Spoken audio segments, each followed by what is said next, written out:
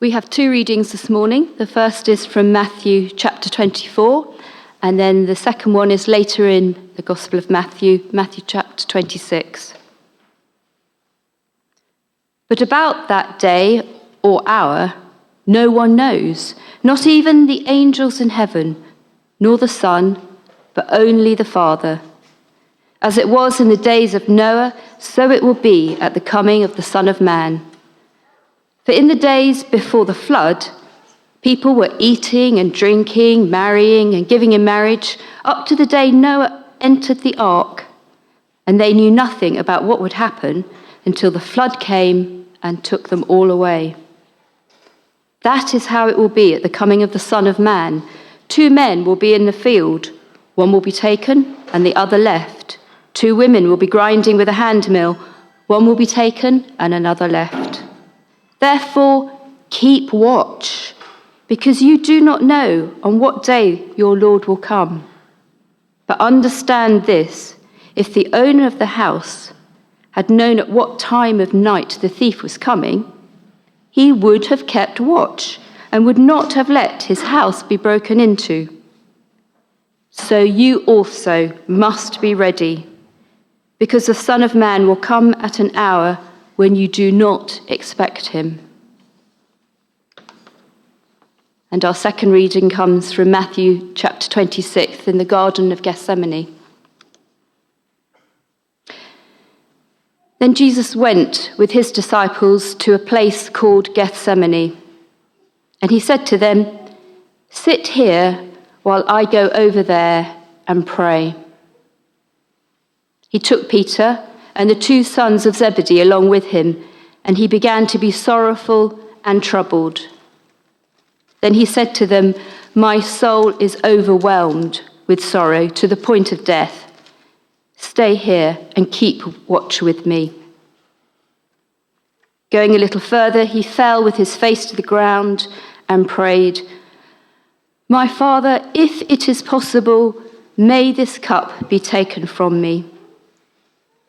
Yet not as I will, but as you will." Then he returned to his disciples and found them sleeping. "Couldn't you keep watch with me for 1 hour?" he asked Peter. "Watch and pray so that you will not fall into temptation. The spirit is willing, but the flesh is weak." He went away a second time and prayed, "My Father, if it is not possible for this cup to be taken away unless I drink it, may your will be done." When he came back, he again found them sleeping because their eyes were heavy. So he left them and went away once more and prayed the 3rd time, saying the same thing. Then he returned to the disciples and said to them, "Are you still sleeping and resting? Look, the hour has come, and the Son of Man is delivered into the hands of sinners. Rise, let us go. Here comes my betrayer." This is the word of the Lord. Thanks be to God. Well, good morning. Morning. If you don't know me, my name is Morgan. Last year, I was working as a volunteer ministry assistant for Warfield Church. And for this academic year, I'm now working with the church as an apprentice in business administration. I'm not here to give you a sermon on business administration, maybe one day. I used that joke in my last sermon, so I'm glad it's still funny. It's still funny, yeah. So, it's the first Sunday of December, and because it is the first Sunday in December, it is... Advent. Wrong. It is not Advent Sunday because it is the first Sunday in December.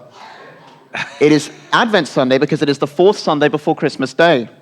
And so it can sometimes be in November. But as it happens, it is the first Sunday in December this year. Now, usually in the Advent season, we do a kind of 4-part series. Either where we talk about what the 4 candles represent, which is hope, peace, joy, and love, not necessarily in that order. Or where we talk about key figures in the story up to Jesus. The patriarchs, the prophets, John the Baptist, and Mary. But this year, our service pattern is going to be slightly different, which will be explained later. And so I have ended up with this sermon slot where we're just going to explore the theme of Advent. And it can be really good to just step back and ask, what is Advent? What is Advent, and why is it so important to come back to every year? And I found this sermon quite difficult to write. I'll be very honest and say I did most of it this morning. But I always have faith that God will give me the idea that he wants me to preach, and he has. Because I eventually thought of a phrase that I quite like, that I think describes what Advent is about. And that phrase is preparation for uncertainty. Preparation for uncertainty. When we think about Advent in the terms of what it means in Christmas for the birth of Jesus, we are reflecting on the things that happened before the time in the greater story of God's kingdom. Several of the prophets proclaimed to the kingdoms in Israel that a Messiah will come to save them. Every year we typically hear the verses from Isaiah, but there are other prophets who said the same. But were the kingdoms ever prepared for the Messiah? Not really. And a lot of that stems from the uncertainty as to when the Messiah would arrive. There were hundreds of years between the prophets and the actual coming of Jesus. And it's not as if they had a calendar which marked each year as being a BC before Christ. If it's 100 BC, you know that you have 100 years to prepare before the Messiah is coming. But obviously they didn't have that. When Mary and Joseph were told that they were going to bear God's child in the baby Jesus, were they prepared? I don't think you can really blame them, but they certainly weren't prepared for that. And they weren't prepared for the uncertainty that came with the census decreed by Caesar, forcing them to travel to Bethlehem. And in the days before Jesus started his ministry, there was a lot of uncertainty about what this Messiah would be like. Some believed he would bring eternal peace to the world in that day. Some believed that he would be the leader of a revolution that would drive out the Roman rule and return the land to their control. Others still believed that his coming would signal the end of the world as we know it. And there are more ideas that I haven't mentioned and more that we will never know of. There were so many ideas that I imagine not all of them were recorded. That is what we tend to focus on when we think about the season of Advent, in the lead up to Jesus' birth. There was little preparation and so much uncertainty about the coming of the Messiah. Now, you may think that everything I just said doesn't really have anything to do with our readings today, and you're kind of right. They're not talking about the prophecy of the Messiah or Mary and Joseph's journey or the birth of Jesus. Because what I want to draw on today is to take the overall theme of what Advent means to us and put that into our own focus on what we can do to further our relationship with God. And if we take this idea of preparing for uncertainty, then there is suddenly a lot that we can take from this season of Advent. So one point I wanted to draw on is the main topic of our first reading. That reading from Matthew 24 was Jesus talking about the end times, what we know through other parts of the Bible as the day of judgment, when Jesus will return to earth and God's kingdom will be restored anew. And Jesus says, "But about that day or hour, no one knows, not even the angels in heaven." When the world was waiting for the birth of the Messiah, were they ready?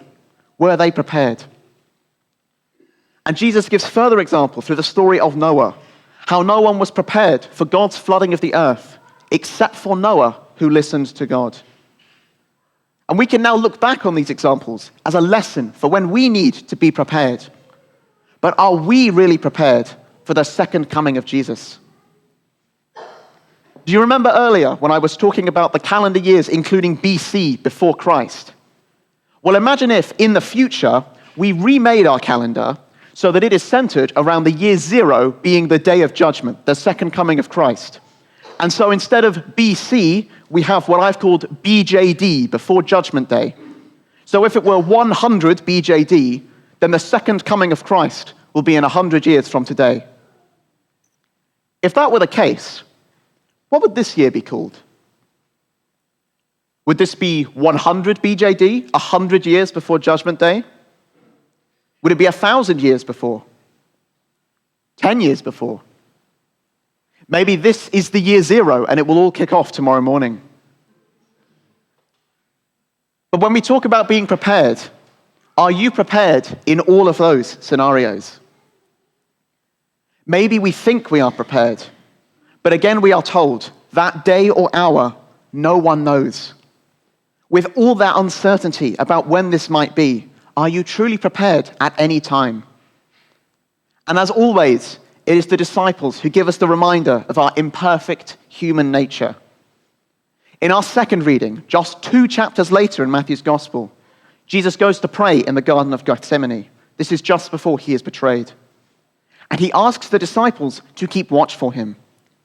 So Jesus goes to pray, and when he comes back, he finds the disciples asleep, lazing away. He tells them again to watch while he prays. But 2 more times he comes back, and the disciples are asleep. And when Jesus returns the 3rd time, he is then betrayed by Judas and taken captive. The disciples were not prepared for what unfolded. But I think this even goes a level deeper than that. Imagine if Jesus had said to the disciples, "Keep watch and protect me, because I am about to be captured and taken away to die." In that case, I think the disciples would have been more alert than ever. They would have had more warning and they would have prepared themselves. But is that actually the whole story? Because whilst Jesus didn't say that specifically at that moment, he repeatedly gave the disciples signs and messages about a day that he would leave them. If we go back to Matthew 16, from that time on, Jesus began to explain to his disciples that he must go to Jerusalem and suffer many things at the hands of the elders, the chief priests and the teachers of the law, and that he must be killed and on the 3rd day be raised to life.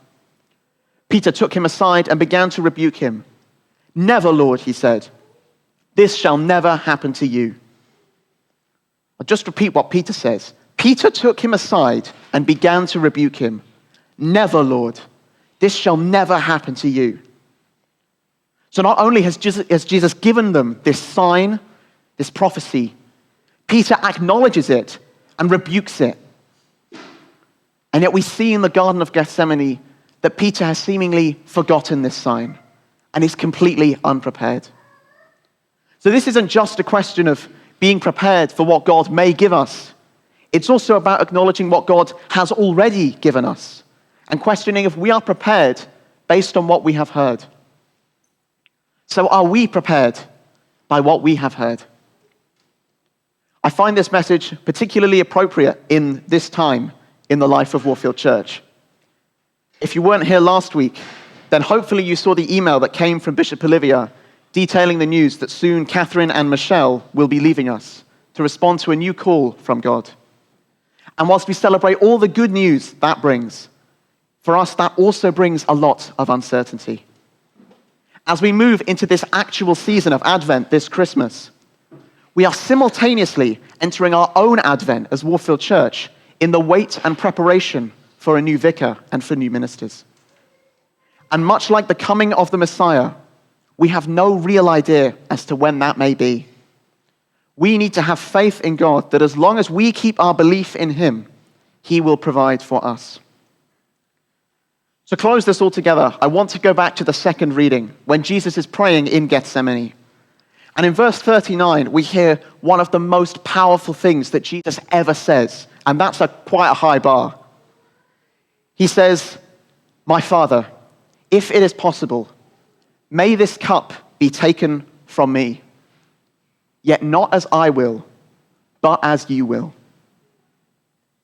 Not as I will, but as you will. Jesus is asking the Father if there is any way, if there is any possibility, if there is any way that I don't have to die here, please make it that instead. But it is not my choice to decide. It is yours, Father. And that's the mindset we need to have at heart when we are preparing for uncertainty. We each have a role to play in the future of God's kingdom. As this congregation in Warfield Church North, in the wider life of Warfield Church, and wider still to other services and needs that may arise. But at the heart of it all, it is not our plan, it is God's plan. In this time of Advent, We remember the preparation and the uncertainty that came through the coming of the Messiah in the birth of Jesus. Are we prepared for what may happen next?